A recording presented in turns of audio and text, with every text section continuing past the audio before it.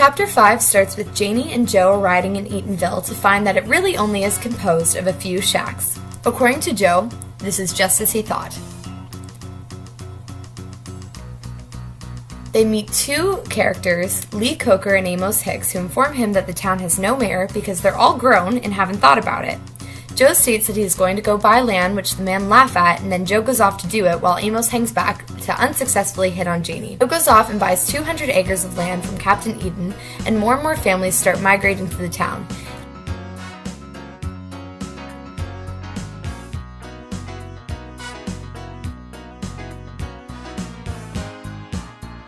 He completes the development by creating a store and building himself a big house which puts all the other houses in the town to shame, which some would say is comparable to what the big house on a plantation would look like.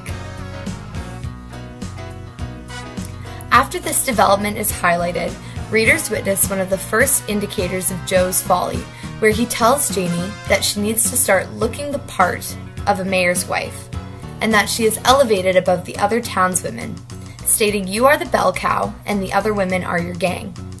He then holds a meeting where they declare him mayor. Additionally, when people call on Janie to speak, he cuts in and says that she is not a speechmaker, before she has the chance to respond. Overall, it is stated that Joe now walks with a new dignity about him being declared mayor. Later on, he hosts another meeting where they vote on getting a streetlight. Janie and Joe host a barbecue to celebrate the streetlight victory, and many people show up to celebrate. In this party, Janie gets a taste of what the weight of being the mayor's wife is.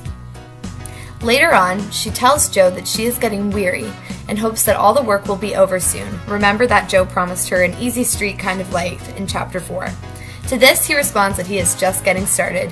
Janie is now feeling cold and lonely.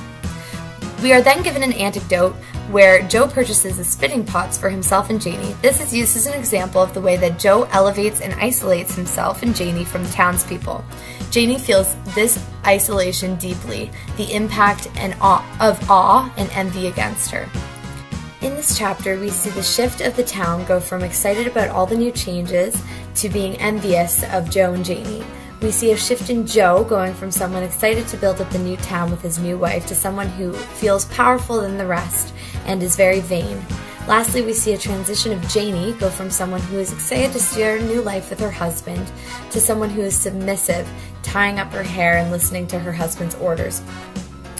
In this chapter, we will be exploring the transition of those relationships and how they were twisted as Joe made poor decision after poor decision.